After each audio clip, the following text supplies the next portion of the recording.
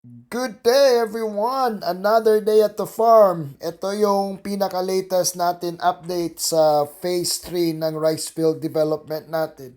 So ito po yung drainage ng dam natin. So temporary po ito.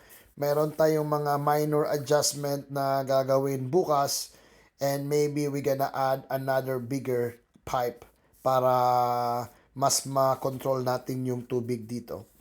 So, ayan po, napakasaya po ng J's team na naging successful po yung planning and design natin sa irrigation system natin dito. Kasi medyo tricky siya kasi nga medyo higher elevation yung phase 3 natin.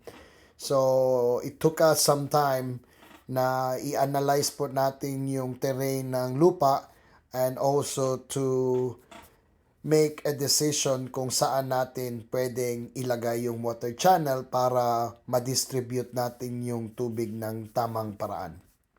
So ayun, nakikita nyo po ang lakas ng tubig. So it's still traveling. Malayo pa po tayo hanggang sa dulo. So as mentioned before, itong channel na to ay pinapalibutan po ang buong rice field natin. So ang maganda po dito kasi kung saan yung kailangan natin ng tubig, mas madali po pag ganito ang gagawin natin. So well distributed po yung tubig. Siguro sa ngayon about 4 p.m. this afternoon, more than halfway na po yung tubig na na-travel niya.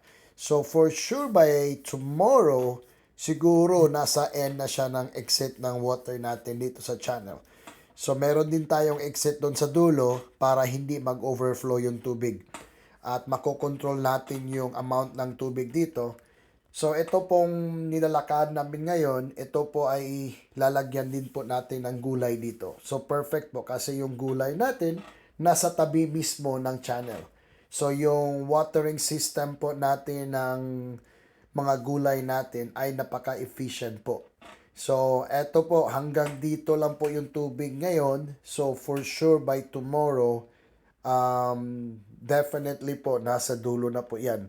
So, nakikita nyo, eto, yan, hanggang dun sa dulo. Yung tubig po ay ikot pa yan hanggang dun sa mayan, yung nakita nyo may bahay. Ayan, ito yung phase 3 natin.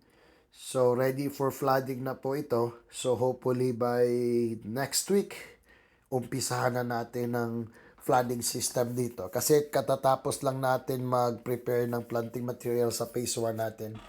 So, ayan po. Napakaganda po yung flow niya. At nagpapasalamat po kami sa J's Team Boys na it's a very good job na ginawa natin dito. I can't complain sa ginawa ng effort. I think this is a team effort po sa lahat ng team natin.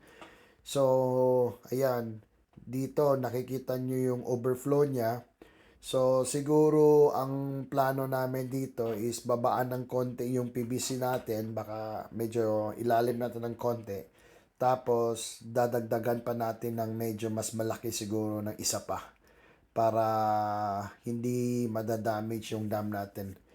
So, ayan lang po. Sa ngayon, yun ang update natin. So, see you soon.